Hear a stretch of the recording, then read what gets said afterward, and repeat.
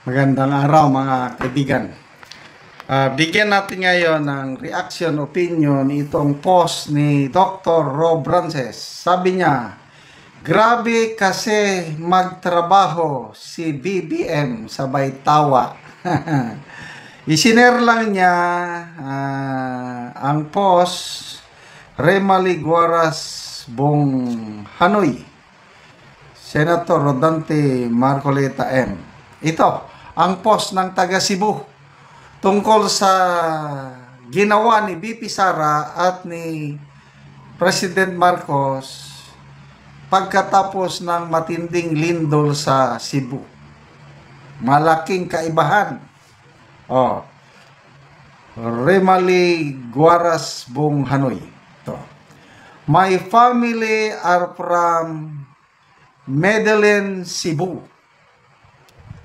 Sara arrived here very early, bringing a lot of relief goods all the way from Davao, while Bongbong only came to inspect. Anong klaseng? Grabe talaga magtrabaho ang presidente. Kasi hindi siya sigurado kung may lindol o wala eh. Naglindol ng gabi.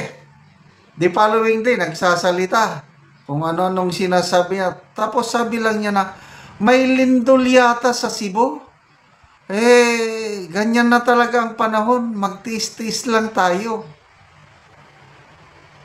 Pumunta siya sa Cebu just to inspect. What kind of leader do we have?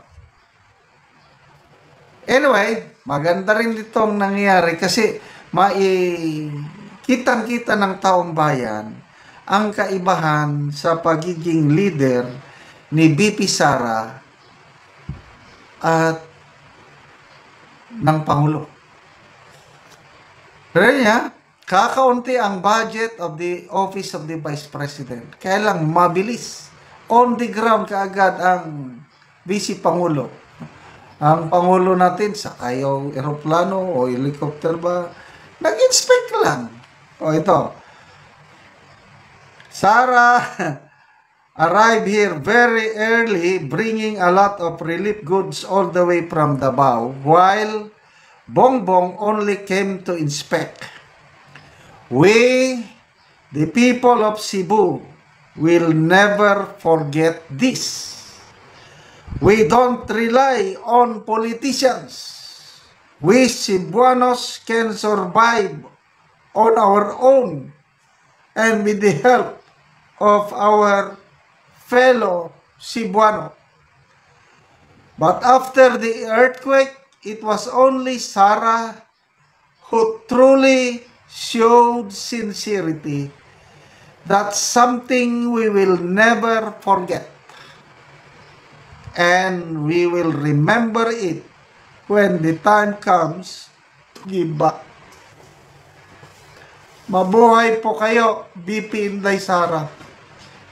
Ipinapakita nyo talaga ang tatak ng Duterte.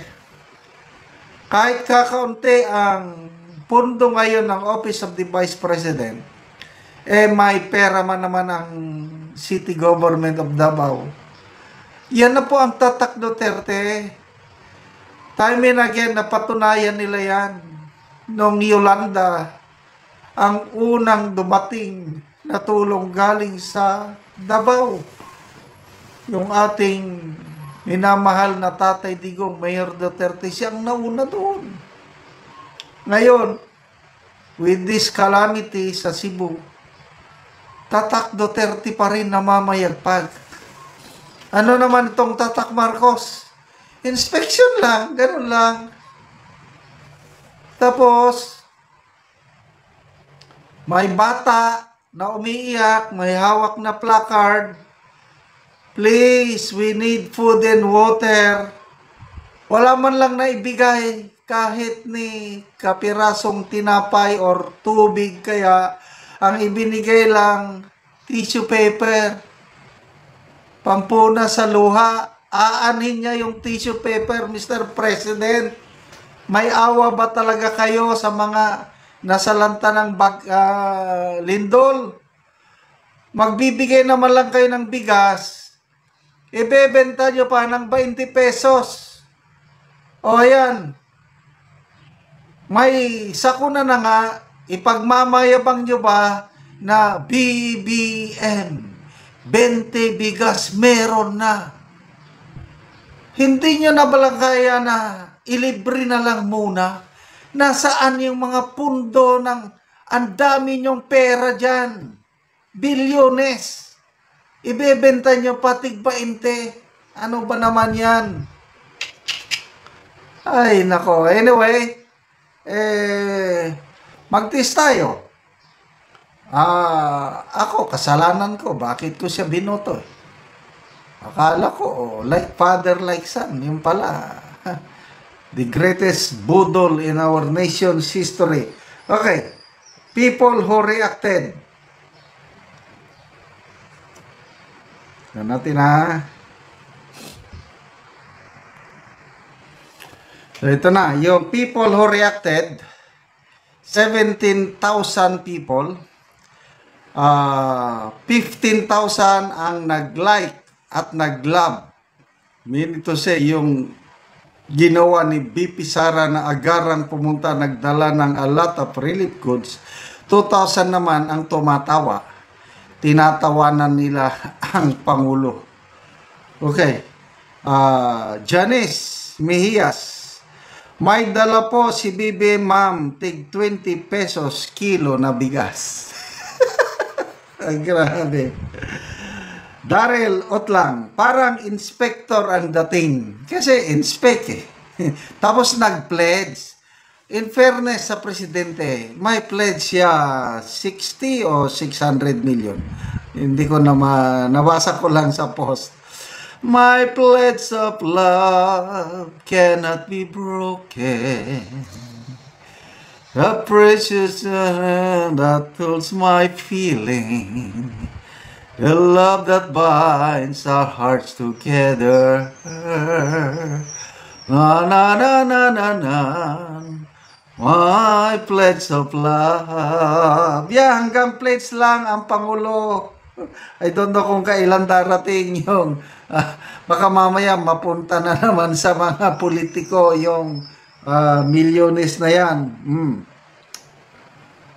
Ensep Zol, BBM camera appearances are all staged.